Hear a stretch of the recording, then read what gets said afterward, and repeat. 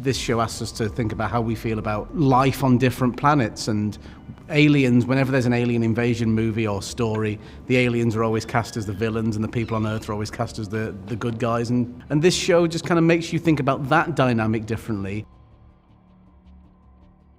Back in 1977, they detected a sequence, called it the WOW signal. Hi guys, how are you? Great, thank you. How you doing?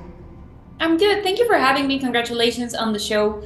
What a show, what a story. Scary even, I have to say. So I wanted to ask you, what kind of questions did it trigger in you to be part of this story and going through all this, script and the three-body problem? I mean, there's so much going on in the original source material and in these kind of scripts, really, where it's almost as if it's up to David and Dan and Alex to kind of deal with the sort of bigger issues, and we were just left to concentrate on our own little patch of the quilt, if you like, and just do our job and hope that the overriding themes and messages kind of took care of themselves. But it definitely made me think more about reading the book, especially, and also watching the show and being in the show, made me think differently about the idea of otherness and how we see difference, how we see people, not only people from different countries, but this show asks us to think about how we feel about life on different planets and aliens. Whenever there's an alien invasion movie or story, the aliens are always cast as the villains and the people on Earth are always cast as the good guys. And this show just kind of makes you think about that dynamic differently. And because of that, it makes you think about how you react to the world that you see out of your window differently, and thinking about humanity's place in the universe, and also on a more micro level, our place within the Earth and within humanity itself. So it's at the same time a very micro and very macro examination of what it means to be alive, and I've sort of felt that a lot. They are coming. Who are they? That's the question, right? Jack and Will are completely different.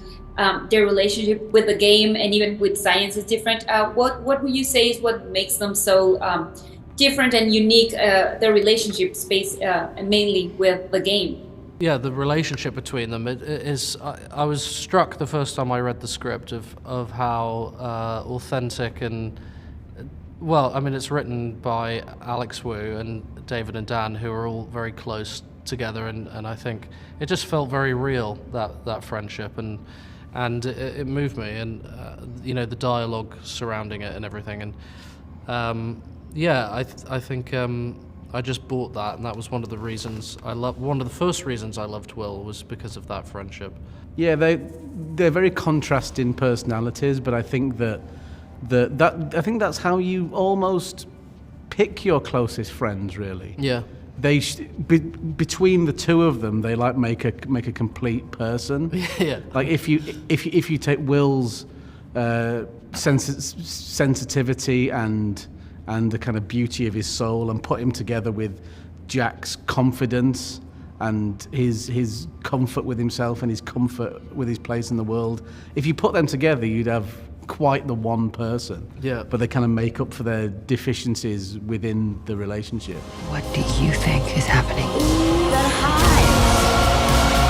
I think we're at war. Shooting this show and reading the books and everything, what do you think is actually the biggest humanity threat there is? Well, in real terms, it has to be the environment. It has to be what we kind of do into the planet. It's almost as if nothing else really matters until we know that we can sustain the planet that we live on and look after it. Everything else just kind of fades into kind of insignificance, really. But what this show is kind of good at in terms of the characters is, even when you face one of those existential threats, life goes on. It could be the end of civilization as we know it, but it doesn't mean there's not time for friendships and time for romance and time for people to still feel those human emotions. It's about how human beings do change in the light of such an existential threat, but some things are constant and some aspect of the human condition are always going to be present. It's just an instinct. Yeah. TV shows preparing us for apocalypse. I'm pretty sure of this. I'm pretty sure of that. I'll take ideas from you guys. Yeah. Thank you so much for your time, and thank you for the show. I loved it. Oh, thank you so much. Have a great day. How will you be remembered? Someone who fought back. Bitter earth